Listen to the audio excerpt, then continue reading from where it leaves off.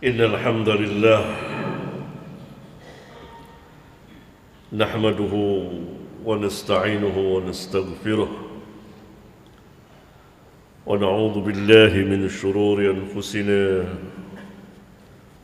ومن سيئات أعمالنا. من يهده الله فلا مضل له ومن يضلل فلا هادي له، وأشهد أن لا إله إلا الله وحده لا شريك له، وأشهد أن محمدًا عبده ورسوله. أما بعد، قال الإمام محمد بن إسماعيل البخاري رحمه الله تعالى: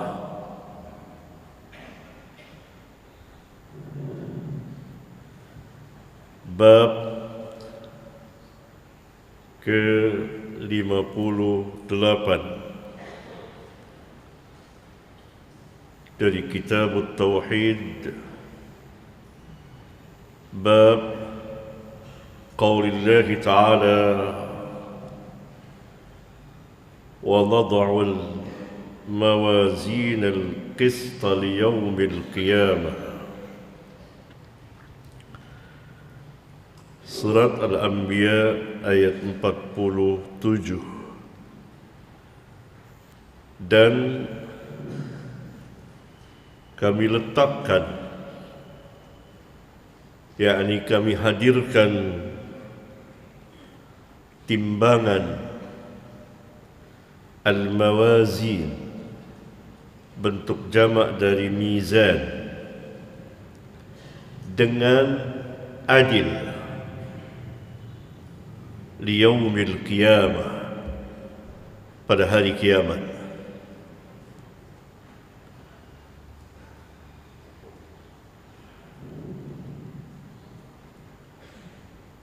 Bab ini adalah bab yang terakhir dari Kitab At-Tauhid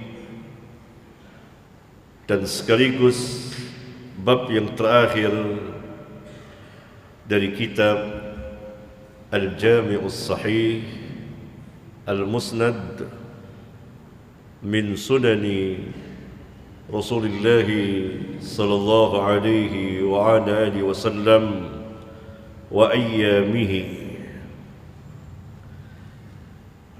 Inilah ayat yang terakhir dan hadis yang terakhir yang dibawakan oleh Al-Imam radhiyallahu ta'ala anhu dalam perjalanan yang sangat panjang dari dunia sampai ke negeri akhirat. Dan sekarang seakan-akan kita berada di mizan, di timbangan untuk ditimbang amal kebaikan dan keburukannya. Sungguh perjalanan yang sangat melelahkan. Al-Imam menulis kitab Al-Jami'us Sahih selama 16 tahun, berkeliling ke negeri-negeri Islam, menemui dan duduk bersimpuh di hadapan para imam ahli hadis. Beliau tulislah kitab yang secara khusus mengumpulkan hadis-hadis sahih yang bersanad, yang ia merupakan sebagaimana beliau katakan min sunani Rasulullah sallallahu alaihi wasallam wa ayyamihi, sunnah, menjelaskan sunnah Rasulullah sallallahu alaihi wasallam dan perjalanan kehidupan beliau. Dan Al-Hafidh Hafidhud Dunya Ibnu Hajar Al-Asqalani rahimahullahu ta'ala mensyarahkan kitab ini selama 25 tahun, ditambah dengan muqaddimah. Sebelum mensyarahkan, beliau menulis muqaddimah kitab atau muqaddimah Syarhul Bukhari yang beliau namakan Hajjus Sari selama 4 tahun. Selesai, maka beliau mulai menulis syarahnya yang beliau namakan Fathul Bari selama 25 tahun. Berarti jumlahnya muqaddimah dan syarah menempuh perjalanan 29 tahun lamanya. Dan saya membacakan kitab ini dan sedikit memberikan keterangan atau penjelasan baik sanad maupun matan dan masalah-masalah yang lainnya selama 27 tahun, 2 tahun lebih muda dari perjalanan Al-Hafidh, perjalanan yang panjang sekali. Dibawakannya ayat yang mulia ini dan sebagai judul bagi bab ini adalah sambungan dari bab-bab yang sebelumnya,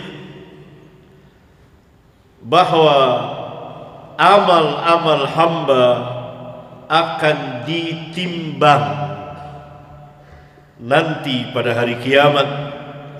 Oleh karena itu beliau Al-Imam Al-Bukhari mengatakan, wa anna a'mala bani Adam wa qawlahum yuzan, dan sesungguhnya amal-amal anak Adam, manusia, dan perkataan mereka menunjukkan bahwa perkataan masuk dalam amal nanti akan ditimbang. Dan ayat yang mulia ini bersama ayat-ayat yang lain menjelaskan bahwa nanti pada hari kiamat ada yang namanya mizan, timbangan. Akan ditimbang amal manusia, amal kebaikan dan amal keburukan. Wa qala Mujahid, berkata Mujahid, ini pun al-athar yang terakhir yang beliau bawakan di kitab sahihnya ini. Al-qistas maknanya al-adlu birrumiyah dalam bahasa Romawi, yakni yang telah diarabkan. Maka bahasa asing yang telah diarabkan tidak dikatakan lagi bahasa asing, tapi bahasa Arab. Kata al-Imam, wa yuqalu al-qistu masdar al-muqsit wa huwa al-adil, wa amma al-qasitu fa huwa al-jair. Allah Subhanahu wa taala berfirman, "Wa nad'ul mawazinal qista." Wa nad'ul mawazinal qista. Dan kami hadirkan timbangan dengan keadilan. Manusia tidak terzalimi sedikit pun juga, adil. Timbangan kebaikan dan keburukan, dan ia mempunyai 2 daun timbangan. Yang ditimbang amal-amal manusia di situ khususnya. Kemudian Al-Imam rahimahullahu ta'ala membawakan hadis yang terakhir dari kitab sahihnya, itu hadis nomor 7563. Silakan Suhail. Bismillahirrahmanirrahim. Al-Imam Al-Bukhari rahimahullah ta'ala حدثني أحمد بن إشكاب حدثنا محمد بن فضيل عن عمارة بن القعقاع عن أبي زرعة عن أبي هريرة رضي الله عنه قال قال النبي صلى الله عليه وسلم كلمتان حبيبتان إلى الرحمن خفيفتان على اللسان ثقيلتان في الميزان سبحان الله وبحمده سبحان الله العظيم. Al-Imam memberikan judul bab dengan ayat Al-Quran. Beliau ingin menjelaskan bahawa perbuatan hamba, segala amal hamba nanti akan ditimbang, yakni amal kebaikan dan keburukan hamba. Di antara amal-amal hamba, yakni amal kebaikan, adalah tilawatul Quran, yang menunjukkan bahawa tilawatul Quran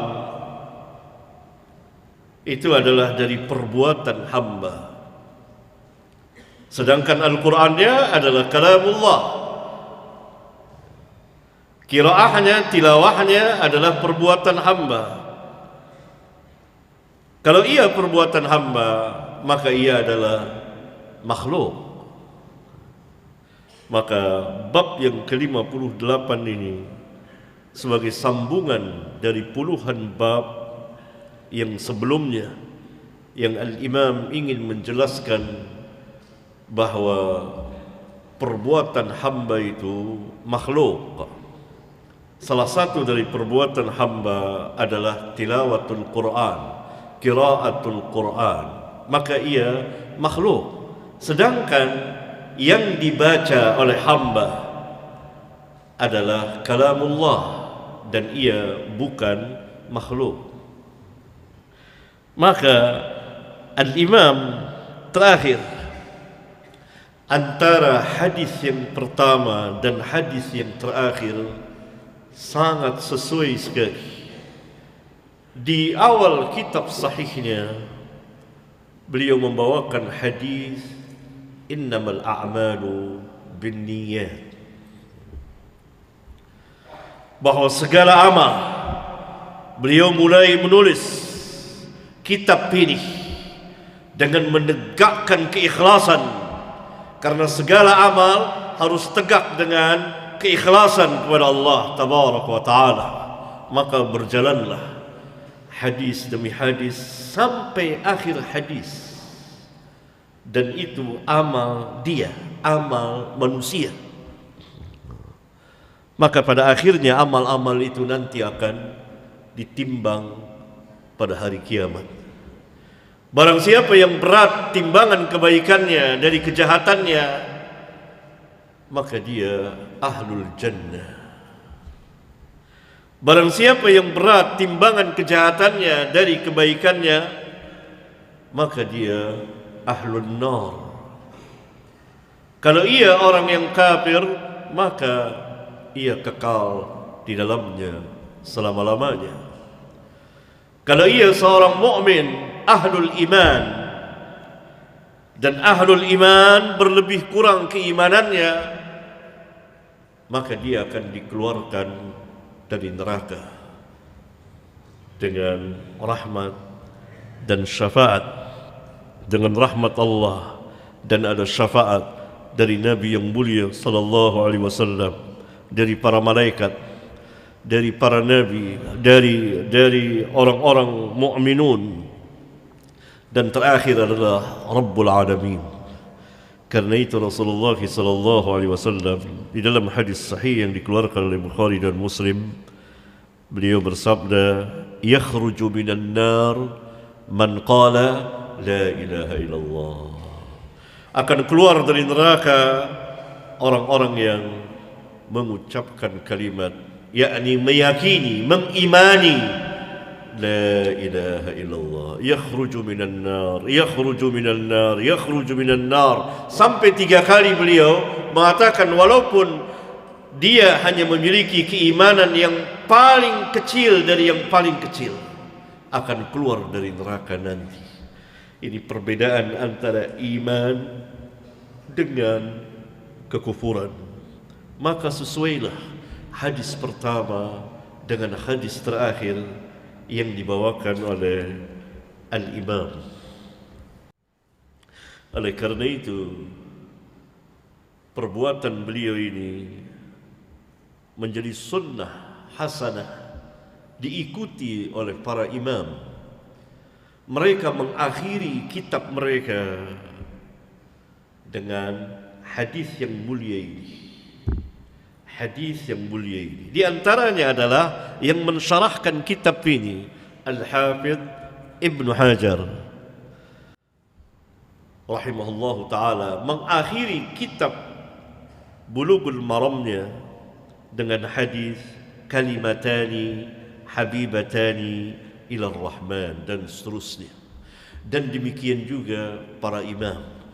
Karena seluruh perbuatan kita nanti akan ditimbang oleh Allah Subhanahu wa ta'ala.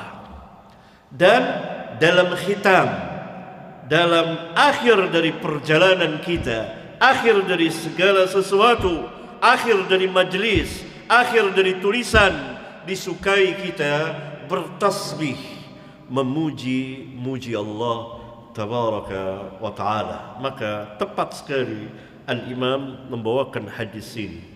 Walhal hadis ini tidak ada yang meriwayatkannya kecuali dari jalan Abu Hurairah, dan tidak ada yang meriwayatkan dari jalan Abu Hurairah kecuali Abu Zur'ah, dan tidak ada yang meriwayatkan dari Abu Zur'ah kecuali Umarah ibn al-Qa'qa', dan tidak ada yang meriwayatkan dari Umarah kecuali Muhammad bin Fudail. Maka hadis ini beredar dari satu jalan, dari Muhammad bin Fudail, dari Umarah, dari Abi Zur'ah, dari Abi Hurairah radhiyallahu anhu qala, dia berkata, qala an-nabiy sallallahu alaihi wasallam, kalimatani, 2 kalimat, didahulukan khabar dari mubtada, kalimatani. Kemudian ada 2 kalimat, habibatani, yang keduanya dicintai, ila Rahman, oleh Allah Ar-Rahman, menunjukkan bahwa Allah disifatkan dengan sifat mahabbah.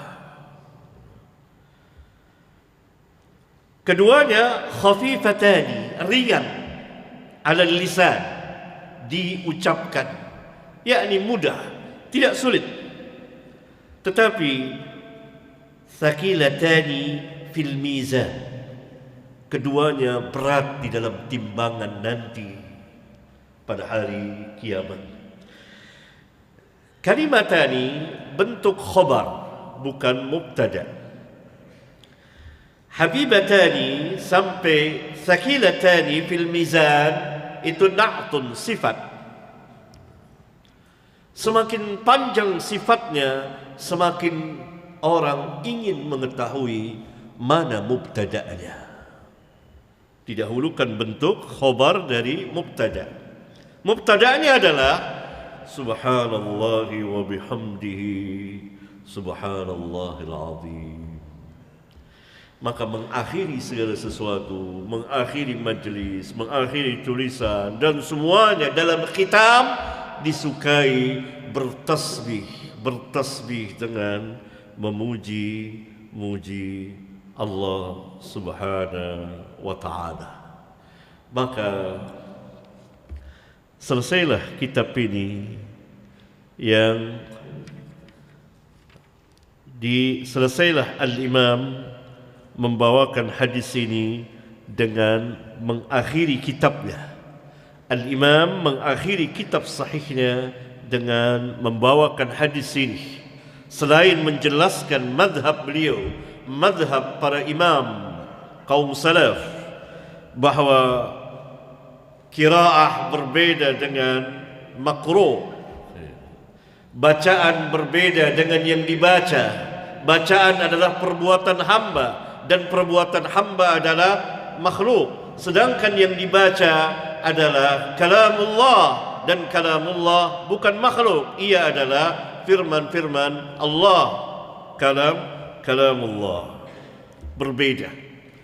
Juga beliau menutup dengan tasbih, memuji Allah Subhanahu wa taala. Kemudian Al-Hafiz sendiri mengatakan mengakhiri kitabnya, wat tasbih masyru'un fil khitam, dan mengucapkan tasbih disyariatkan dalam khitam, mengakhiri sesuatu. Kemudian beliau membawakan hadis sebagai penutup majlis yang kita kenal dengan hadis subhanakallahumma wa bihamdika asyhadu an la ilaha illa anta astaghfiruka wa atubu ilaik. Dan hadis ini tidak sesuai dengan persyaratan Bukhari, karena itu Bukhari tidak membawakannya, dan beliau membawakan hadis yang terakhir tadi, hadis Abu Hurairah, kalimatani habibatani ila Rahman khafifatani ala lisan thaqilatani fil mizan subhanallahi wa bihamdihi subhanallahil azim subhanallahi wa bihamdihi subhanallahil azim. Kemudian Al-Hafidh dalam mengakhiri syarahnya, beliau menjelaskan jalan-jalan hadis subhanakallahumma wa bihamdika asyhadu an la ilaha illa anta astaghfiruka wa atubu ilaik. Juga dimulai dengan subhanakallahumma, yakni bertasbih, mensucikan Allah dan memuji Allah. Itu disukai dalam mengakhiri segala sesuatu. Kemudian akhir dari syarah beliau menutup dengan menyebut namanya, bahawa beliau yang mengumpulkan, mensyarahkan ini, namanya Ahmad bin Ali bin Muhammad bin Ali bin Ahmad bin Hajar Al-Kinani, nasabnya Al-Asqalani, asalnya yakni di daerah Palestin, Misri, orang Mesir, kelahirannya di Mesir dan tumbuh di Mesir dan tinggal di Kairo. Begitu beliau katakan. Dan selesai syarah ini di hari pertama pada bulan Rajab tahun 842 Hijriyah. 842 Hijriyah. Dan beliau wafat pada tahun 852 Hijriyah. Karena beliau lahir tahun 773 Hijriyah. Kira-kira umurnya 79 tahun. Dan 29 tahun lamanya beliau mensyarahkan ini. Umur yang sangat bermanfaat sekali. Dan beliau mulai membuat muqaddimah pada tahun 813 Hijriyah. Selesai pada tahun 817 Hijriyah. Kemudian dari tahun 817 Hijriyah beliau mulai mensyarahkan ini dengan mengimlakkannya kepada murid-murid beliau. Belum ditulis, diimlakkan. Kemudian akhirnya beliau menulis dan selesai tadi pada tahun di hari pertama bulan Rajab tahun 842 Hijriyah. Dengan demikian selesailah qiraah saya, pembacaan saya terhadap kitab Sahih Bukhari, Al-Jami'us Sahih, pada hari ini, hari Sabtu, tanggal 20 Safar tahun 1441 Hijriyah, bertepatan 19 Oktober 2019 Miladiyah. Sedangkan pembacaan saya mulai pada tahun 1412 Hijriyah atau tahun 1992 Miladiyah. Pembacaan dari hadis pertama nomor 1 sampai hadis 7370 dengan jalan atau cara as-sama dalam ilmu hadis, yakni saya yang membacakannya, yang lain mendengar dari lafzus syekh yang membacakan dan talamid mendengar. Itu karena saya membacakan dari hadis pertama sampai akhir kitab Al-I'tisam, berpuluh tahun lamanya, 7.000 dari hadis pertama sampai nomor 7.370, kecuali beberapa buah hadis dibacakan oleh sebagian ikhwan. Ini namanya dengan as-sama. Kemudian dari hadis 7.371, yakni mulai kitab Tauhid sampai akhir kitab Tauhid tadi 7.563 dengan jalan qiraah oleh anak saya Suhail. Berarti ini bapak dengan anak. Ya, itu mengakhiri kitab. Padahal pengajian ini, pembacaan ini dimulai sebelum dia lahir. Lahir tahun 2006, baru 12-13 tahun. Ya. Nah, selesai. Itu dengan jalan qiraah. Qiraah dia membacakan. Yang kalau dalam ilmu riwayat, qara'tu ala fulan. Qara'tu ala fulan. Saya membacakan kepada fulan. Ya, kalau dalam ilmu sanad seperti itu, maka ada jalan as-sama, ada jalan al-qiraah. Maka selesailah kitab Sahih Bukhari ini. Adapun Fathul Bari tidak lengkap dibacakan, mungkin kira-kira hanya sepertigaan diambil fawaidnya dari Fathul Bari ini. Nah, nanti pada pertemuan yang akan datang saya akan mengulang lagi kitab Sahih Bukhari dari awal. Bagian yang kedua bersama kitab-kitab hadis yang lainnya diselingi. Mungkin ada Sahih Muslim dan kitab-kitab hadis yang lainnya. Nah, sampai di sini, dan saya ingin bercerita awal ta'lim ini pada tahun 92. Sebelumnya saya biasa duduk di perpustakaan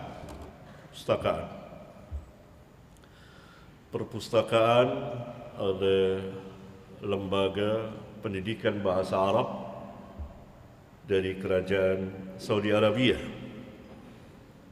yang mulai dibuka pada tahun 80, dan hal itu sangat menggembirakan Ahlus Sunnah, Salafiyin, walaupun jumlah mereka sedikit dari yang paling sedikit. Maka saya biasa duduk di perpustakaan. Saya membaca, kemudian menulis, menelaah, berdiskusi, bersoal, jawab, dan seterusnya. Berjalanlah hari demi hari, bulan demi bulan, tahun demi tahun. Maka para pemuda berkumpul bersama saya di perpustakaan. Mereka, para pelajar, apabila istirahat, datang waktu istirahat, mereka duduk di maktabah, membahas sebuah pelajaran yang barangkali, wallahu a'lam, mereka belum merasakan manisnya atau belum sama sekali merasakannya, yaitu mendirasahkan al-asanid. Karena selama ini orang hanya mengenal hadis dari matan, tidak dari sanad. Hadis tanpa sanad berarti kita berperang tanpa senjata. Maka mulailah terjadi dirasah hadisiyah antara saya dengan para pelajar. Kemudian juga menjelaskan manhajiyah dakwah salafiyah. Kemudian juga membebaskan diri dari belenggu taklid dan asabiyah madhabiyah. Maka ramailah majlis yang spontanitas. Setiap istirahat, maka mereka berkumpul. Saya pun berhenti menulis atau sambil menulis atau sambil membaca.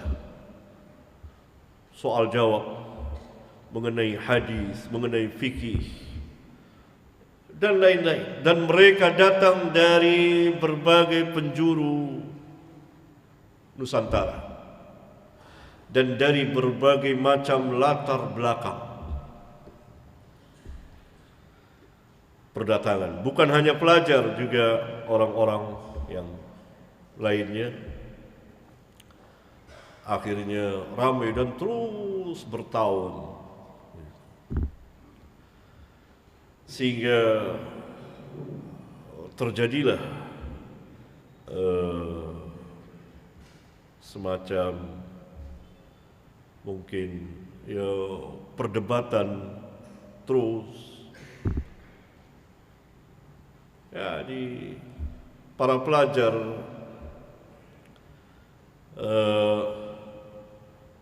Sudah tidak tertib lagi, gitu. Kurang lebih seperti itu. Pertama, kalau saya ringkas, mereka tidak mengindahkan lagi bel-bel masuk.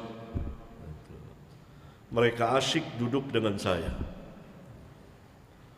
Jadi terlambat naik ke kelas pertama. Yang kedua, terjadi perdebatan ilmiah dengan ustadz mereka di kelas, sebagian ustadz kelas, sehingga mungkin terjadi dilihat oleh lembaga kekacauan. Akhirnya pada tahun 92 saya diperingati oleh wakil mudir agar tidak boleh ada seorang pun juga yang duduk bersama saya. Lalu saya bertanya, apakah saya juga tidak lagi dibolehkan duduk di perpustakaan ini? Dia bilang tidak boleh, tapi tidak boleh ada seorang pun juga duduk bersama antum, karena ini menyalahi peraturan lembaga. Ya sudah, ikhwan-ikhwan saya suruh pergi, jangan ada yang duduk bersama saya. Dan ini juga mengentengkan saya, karena waktu saya tidak terbuang untuk membaca dan menulis dan mentakhrij hadis. Akhirnya syabab, pemuda, dan mereka militan terus saja merongrong. Akhirnya sudahlah, kita buat ta'lim di luar saja, jangan di mahat ini, karena kita harus taat kepada peraturan ini. Sudahlah, buat. Akhirnya sebagian dari mereka mencari tempat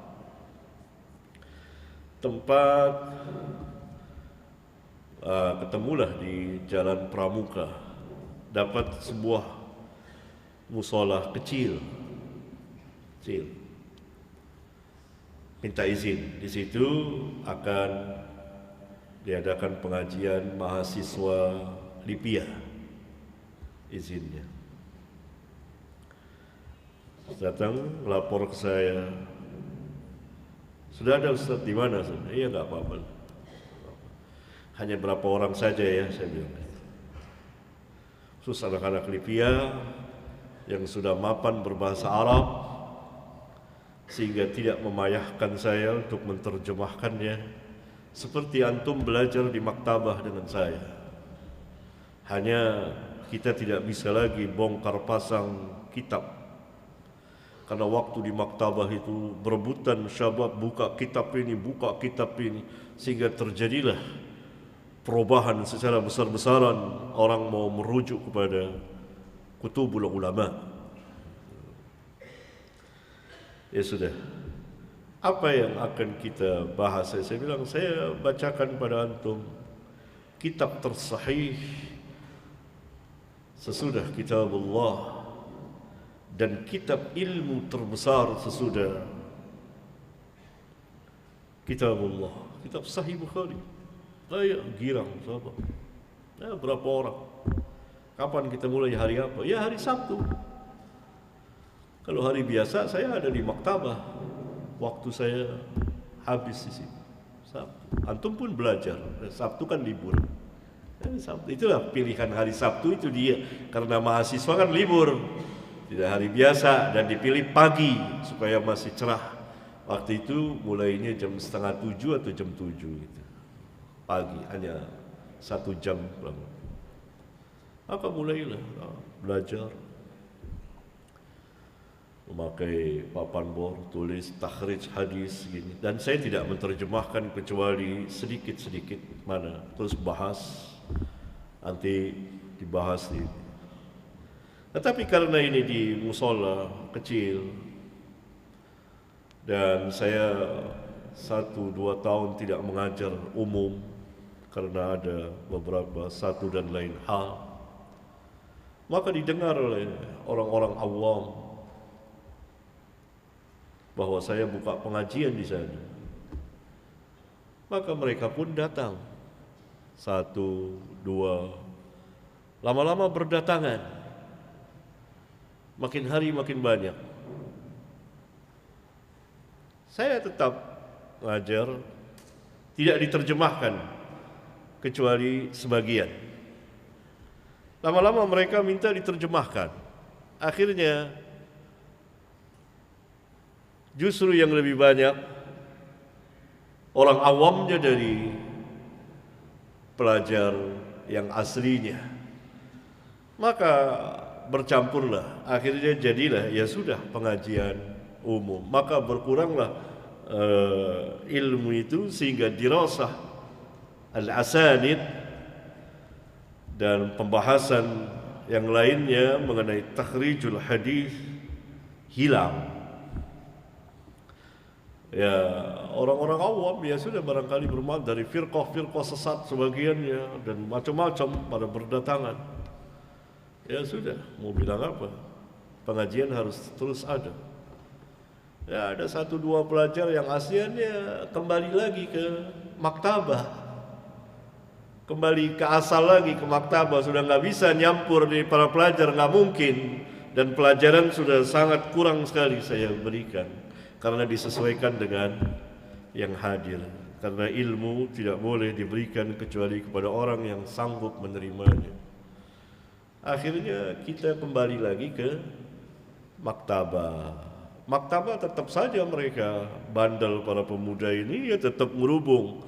Akhirnya wakil mudir pun dan yang lain ya tertawa. Ya sudah tidak bisa apa-apa, tidak bisa berbuat banyak. Karena inilah memang majelis ilmu.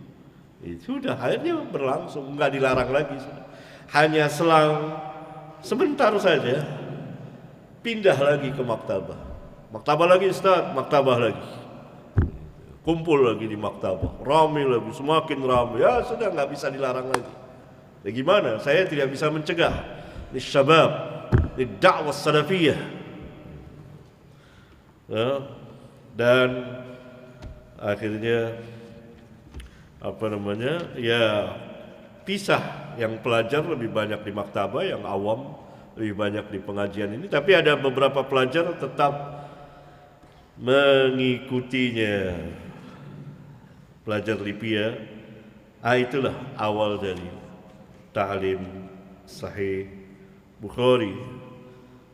Setiap hari Sabtu, kadang-kadang libur, sedikit demi sedikit, dan sampai hari ini baru berakhir. Ya, ini kira-kira 27 tahun lamanya. Mudah-mudahan menjadi waktu yang bermanfaat bagi saya dalam membacakan Sahih Bukhari. Barangkali sebagian dari antum belum lahir saat itu atau masih belum mengaji. Dan ini tidak tetap orangnya, silih berganti. Yang pertama sudah tidak ada, berganti karena ini puluhan tahun lamanya. Ada yang ikut di bab ini, ada yang ikut di kitab ini, ada yang ikut. Karena ini pengajian panjang sekali dan menempuh perjalanan yang panjang sekali dan memakai kitab yang tidak pernah habis terus sampai baru pada hari ini berakhir. Falillahil hamd. Dan saya mengucapkan subhanakallahumma wa bihamdika asyhadu an la ilaha illa anta astaghfiruka wa atubu ilaik. Wassalamu alaikum warahmatullahi wabarakatuh.